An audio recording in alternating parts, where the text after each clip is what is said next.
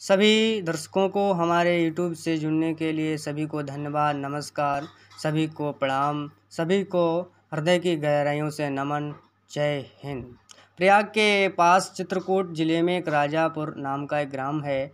सभी को तुलसीदास की जीवन परिचय है, इसको आप ध्यानपूर्वक सुने। वहाँ एक आत्माराम दुबे इनके पिता का नाम था और प्रतिष्ठित सरयू पारण ब्राह्मण थे। उनकी धर्मपत्नी का नाम हुलसी था। संवत 1554 की श्रावण शुक्ला सप्तमी के दिन अभुक्त मूल नक्षत्र में इन्हीं भाग्यवान दंपति के यहाँ 12 महीने तक घर में रहने के पश्चात गोस्वामी तुलसीदास जी का जन्म हुआ। जन्मते समय बालक तुलसीदास रोए नहीं, किंतु उनके मुख से राम का शब्द निकला। उनके मुख में 32 दांत मौजूद थे। उनका डील डौल 5 वर्ष के बालक का सा था। इस प्रकार अद्भुत बालक को देखकर पिता अमंगल की शंका से भयभीत हो गए और उसके संबंध में कई प्रकार की कल्पनाएं करने लगे।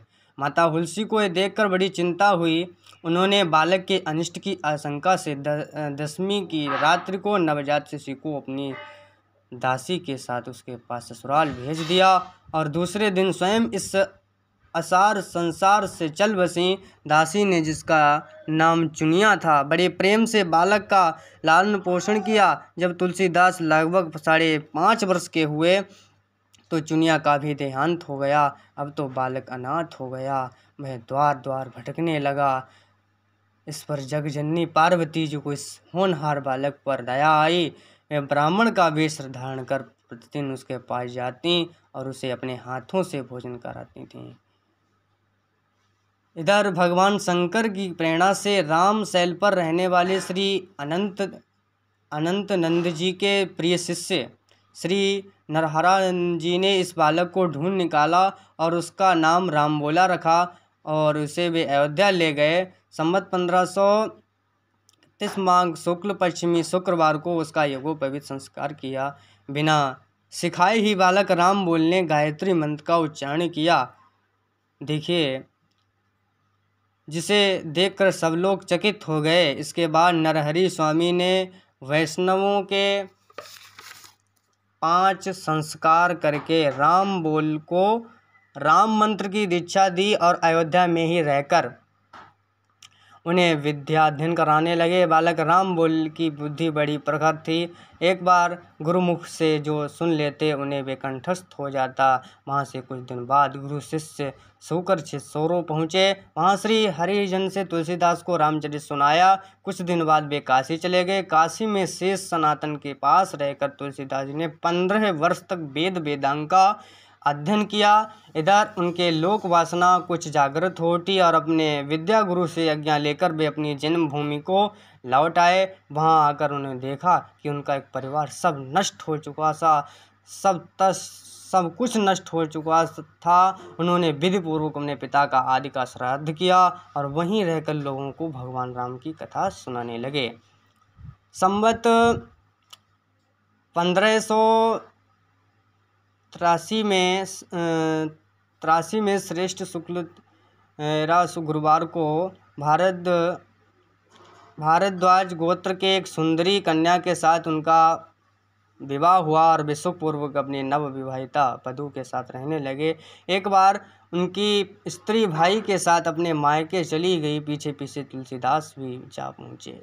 उनकी पत्नी ने इस पर बहुत धिक्कारा और कहा, लाज न आवत मेरे इस हाड़ मास से शरीर से जितनी तुम्हारी आसक्ति है उससे आधी भी यदि भगवान से होती तो तुम्हारा बेड़ा पार हो गया होता। तुलसीदास जी को ये शब्द लग गए।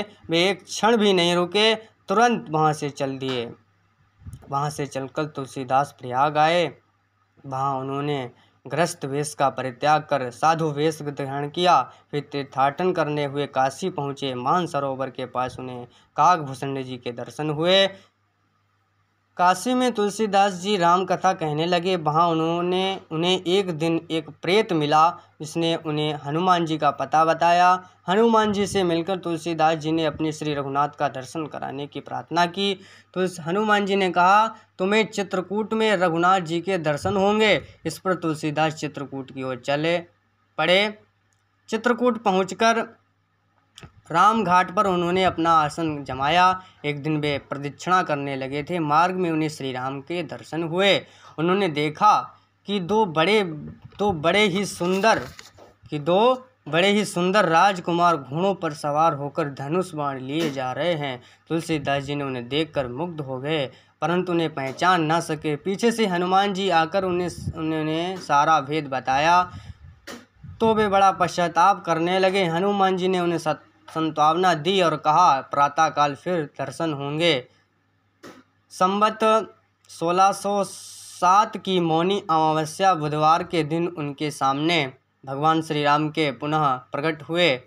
उन्होंने बालक रूप तुलसीदास जी से कहा, बाबा हमें चंदन दो। हनुमान जी ने सोचा वे इस बार भी धोखा ना खा जाएं, इसलिए तोते का रूप धारण कर हनुमान जी ने दोहा कहा, चित्रकूट के घाट पर भई संतन की भीड़, तुलसीदास चंदन घिसे तिलक देत रघुवीर।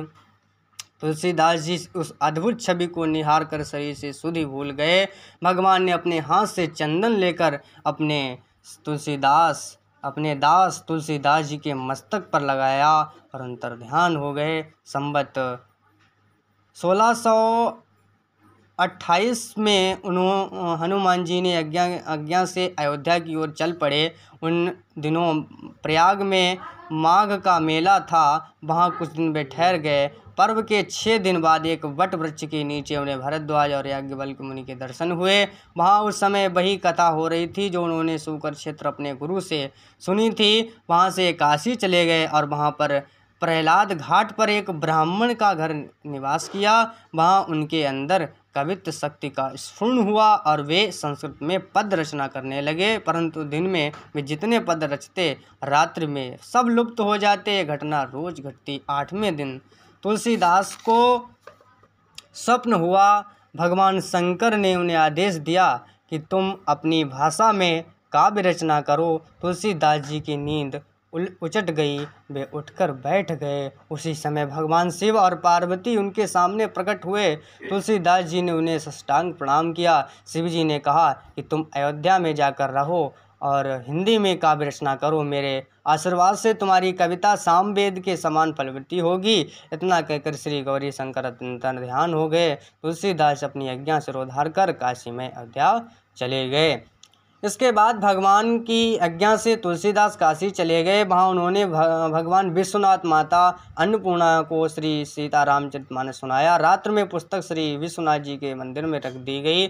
सवेरे जब पट खोला तो उस पर लिखा गया था, सत्यम शिवम सुंदरम, और नीचे भगवान शंकर की सही थी।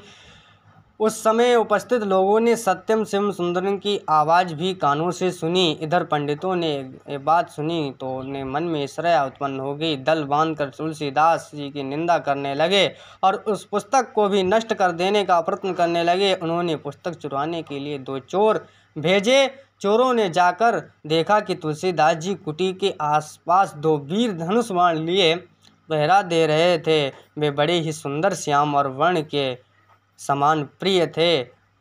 उनके दर्शन से चोरों की बुद्धि शुद्ध हो गई। ये दोनों राजकुमार कोई और नहीं, महाराज दशरथ के श्री राम लक्ष्मण थे। उन्होंने उसी समय चोरी करना छोड़ दिया और भजन में लग गए। तुलसीदास अपने लिए भगवान को कष्ट हुआ, जानकुटी का सारा सामान लुटा दिया।